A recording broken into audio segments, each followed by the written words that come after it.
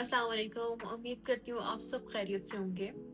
और myself Shaista Javed and I am working in Saudi Arabia as a registered nurse. तो मेरे पास ना बहुत सारी क्वेरीज आ रही थी, काफ़ी सारे मेरे कोलीग्स हैं, काफ़ी सारे मेरे जूनियर्स हैं कि बताएं कि आपने ये सारा प्रोसेस कैसे करवाया और आया कि जो एक पाकिस्तानी नर्स है वो किस तरह से सऊदी में जॉब हंट कर सकती है और उसका क्या प्रोसेस होगा फ्रॉम ए टू जी। ये सब चीज़ें मैं कवर करूँगी one by one in my video series. लेकिन आज जो वीडियो मैं बना रही हूँ इसमें बेसिकली कवर करूँगी how I succeed to get a job hiring in Saudi Arabia.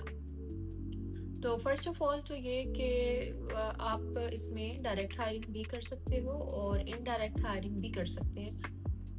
Indirect hiring क्या होती है कि आपने एजेंसीज को रब्ता किया और एजेंसीज ने आपको रिस्पॉन्ड किया, उन्होंने आपको कोई जॉब प्रोवाइड की एंड देन आपने उसके लिए जो है ऑफर लेटर एक्सेप्ट कर लिया एंड देन। और डायरेक्ट हायरिंग होती है कि आपने खुद से जॉब सर्च की, जॉब्स जो भी थी जिस हॉस्पिटल में थी कहीं पे भी थी और आपने वो खुद से सीवी ड्रॉप की, खुद से सब प्रोसेस किया, तो वो डायरेक्ट हायरिंग होती है। अच्छा, सऊदी अरेबिया जब मैं आ रही थी ना तो मैंने यही सुना था कि डायरेक्ट हायरिंग यहाँ पर नहीं होती, लेकिन मैं यहाँ पर एक कोलिग से मिली हूँ जो यहाँ पे डायरेक्ट हायरिंग से आए हुए हैं, तो इसका मतलब है कि डायरेक्ट हायरिंग भी होती है। अब मैं अपना सिनेरियो बताऊं तो मेरे सिनेरियो में ये है कि सबसे पहले मेरे यहाँ पे लाहौर में ही इंटरव्यूज़ हुए थे, because I belong from Lahore. तो लाहौर में इंटरव्यूज़ हुए थे हमारे ministry of health Saudi Arabia के, इनका एक डेलीगेशन आया था, इन्होंने प्रॉपर इंटरव्यूज़ लिए थे, तो उसके थ्रू मेरी सिलेक्शन हुई। ऑल्दो मेरे बहुत सारे लोगों ने साथ दिए थे इंटरव्यूज़ में, लेकिन कुछ लोग सिलेक्ट हुए और कुछ लोग जो है वो ड्रॉप आउट हो गए। और सिलेक्शन के बाद जैसे ही सिलेक्शन हुई, अच्छा इंटरव्यू से सिलेक्शन में ऑलमोस्ट 30 डेज या 40 डेज लगे थे ऑफर लेटर आते हुए। ऑफर लेटर जो है, ऑफर लेटर आया, उसमें सब चीज़ें मेंशन होती हैं और फिर आपने उसकी आपकी मर्जी होती है कि आप उस टर्म्स को एक्सेप्ट करें या उस टर्म्स को ना करें। मतलब आप चाहें कि नहीं मैं तो ये नहीं एक्सेप्ट करना चाह रहा, आई वॉन्ट अनदर जॉब, तो फिर आप वेट करेंगे।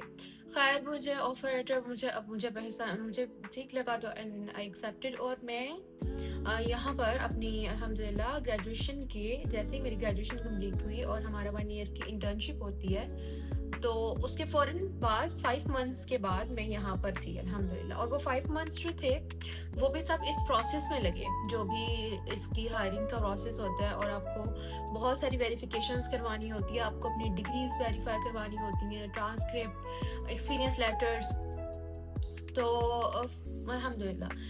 अच्छा, फिर आपने जैसे ऑफर लेटर एक्सेप्ट कर लिया, आपको पता चल गया कि दिस इज़ श्योर, फिर आप अपना प्रोसेस स्टार्ट करवा देते हो, जिसमें डाटा फ्लो आता है, ममारिस आता है, एलिजिबिलिटी आती है, क्वालिफिकेशन वेरिफिकेशन प्रोफाइल आती है, उसके बाद आप प्रोमेट्रिक बुक करवाते हो। इट डिपेंड्स ऑन यू कि आप एलिजिबिलिटी लेकर उस ऑफर लेटर के थ्रू आप आ जाओ, और उसके बाद विद इन 3 मंथ्स यहाँ पर आने के बाद आपके 3 मंथ्स का प्रोबेशन पीरियड होता है, और उस 3 मंथ्स के प्रोबेशन पीरियड में आपने अपना जो लाइसेंसिंग एग्जाम है, प्रोमेट्रिक SNLE एग्जाम, जो कि सऊदी अरेबिया के लिए होता है, आपने वो कंप्लीट करना होता है, मतलब आपको पास करना है, तो तभी आपका जो है वो कॉन्ट्रैक्ट जारी रहेगा, अदरवाइज वो आपको टर्मिनेट कर सकते हैं। ये आपके पास, मतलब आपके एम्प्लॉयर के पास इख्तियार होता है। तो मैंने जहाँ पर आकर एग्ज़ाम दिया था अल्हम्दुलिल्लाह एंड आई पास्ड। और लेकिन आप वहाँ अपने पाकिस्तान में भी प्रोमेट्रिक के सेंटर्स हैं, तो आप पाकिस्तान में भी ये एग्ज़ाम जो है क्लियर कर सकते हैं तैयारी करने के बाद।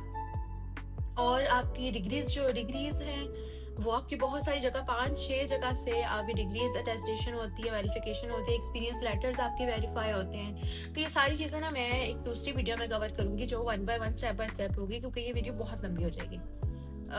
और मुझे इस सारे, अच्छा ये क्वेश्चन था कि आपको इस सारे प्रोसीजर में कितनी कॉस्ट लगी।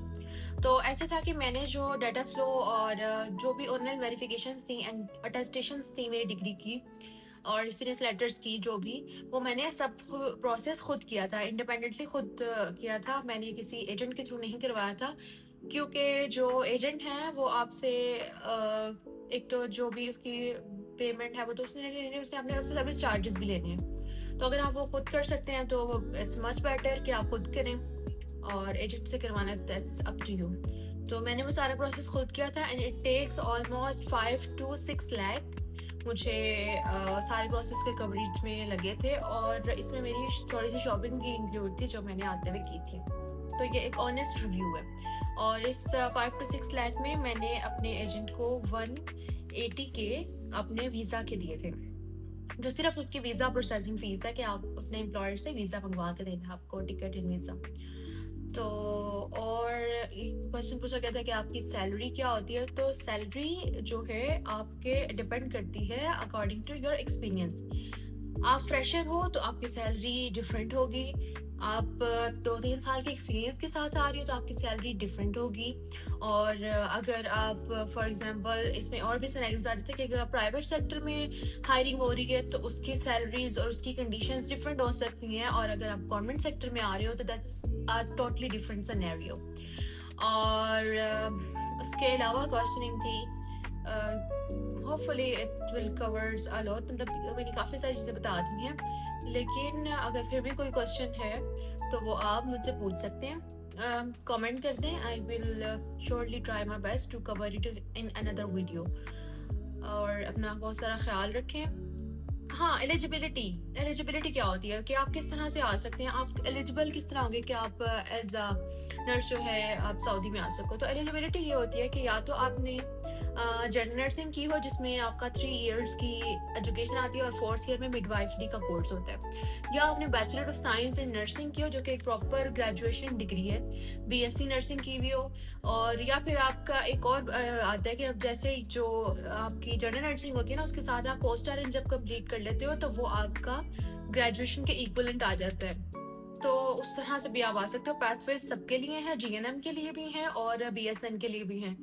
तो सैलरी में डिफरेंस आ जाता है, जीएनएम की थोड़ी सैलरी कम होती है और बीएसएन की थोड़ी सैलरी ज़्यादा होती है। तो बीएसएन में आप स्पेशलिस्ट नर्स होते हो, लेकिन अगर आप जीएनएम के साथ पोस्ट आरएन कर चुके हो तो फिर आप बीएसएन के इक्विवेलेंट ही हो, आप स्पेशलिस्ट नर्स हो, तो फिर सैलरी आपकी वैसी होगी। और क्या क्वेश्चन थे। जॉब्स आती रहती हैं और आपने हंट करना होता है। जितनी आपकी कोशिश, जितनी आपकी लगन अच्छी होगी उतनी जल्दी आप जॉब सिक्योर कर लोगे। It all depends upon your कोशिश, लगन। और अल्लाह कहते हैं कि जो कोशिश करता है मैं उसे नवाजता भी हूँ। और जितनी आप कोशिश करेंगे जल्दी जल्दी आप सिक्योर कर लेंगे। एंड इट्स बेस्ट ऑप्शन कि आप फ्रेश ग्रेजुएट के तौर पे आते हो और आप अच्छी कोई भी आपका जो भी एम है ज़िंदगी में वो उसके लिए आप कर सकते हो, क्योंकि जो यूरोपियन कंट्रीज हैं उसमें जाने का प्रोसेस थोड़ा सा लेंथी है और उसमें टाइम टेकिंग है। तो इट्स द बेस्ट ऑप्शन कि आप यहाँ गल्फ में आ जाएं। एक और क्वेश्चन था कि जो वर्क इन्वायरमेंट है वो कैसा है सऊदीया में और पाकिस्तान में। तो पाकिस्तानी नर्स अगर जाती है तो उसका वर्क इन्वायरमेंट क्या होगा, उसके वर्किंग आवर्स क्या होंगे। तो अगर आप वर्किंग आवर्स की बात करें तो 48 आवर्स पर वीक जो है आपने कंप्लीट करने होते हैं, और ये डिपेंड करता है कि आपके डिपार्टमेंट की ड्यूटी कैसी है। वो 12 आवर्स की ड्यूटी है या 8 आवर्स की ड्यूटी है। अगर तो 8 आवर्स की शिफ्ट है तो फिर आपको 2 डेज ऑफ होता है and 5 days you have to work in a week. और अगर 10 आवर्स की ड्यूटी है तो 4 days you have to work in a week and 3 days you will have enjoy off. तो और वर्क इन्वायरमेंट बहुत ज़्यादा सेफ है अल्हम्दुलिल्लाह। एंड आपको कोई भी वर्क प्लेस हरासमेंट नहीं फील करनी पड़ेगी, वर्क प्लेस कोई ओवर बर्डन नहीं किया जाएगा। अकॉर्डिंग टू द डिपार्टमेंट आपको पेशेंट्स असाइन किए जाते हैं, और ऐसा नहीं होगा जैसे पाकिस्तान में होता था, क्योंकि मैंने पाकिस्तान में भी जॉब की हुई। तो पाकिस्तान में क्या होता है, पूरे पूरे वार्ड्स में आपने संभालना है, पूरा वार्ड है आपके पास। Specially I am talking about the government setup कि पूरा वार्ड है और एक स्टाफ नर्स है या फिर 2 स्टाफ नर्स हैं हैं and they are dealing with 50 to 60 patients in that ward. और 50 to 60 पेशेंट्स के उन्होंने वाइटल्स भी करनी है, उन्होंने मेडिसिन भी करनी है। और खुदा ना खासा गॉड फॉरबिड अगर कोई पेशेंट कोलैप्स हो गया तो उस कोलैप्स हुए पेशेंट को मैनेज करने के लिए भी वही नर्सेज हैं। उनके पास कोई बैकअप नहीं है, उनके पास कोई टीम वर्क नहीं है, उनके पास कोई सपोर्ट नहीं है। तो इस तरह से यहाँ पे नहीं होता।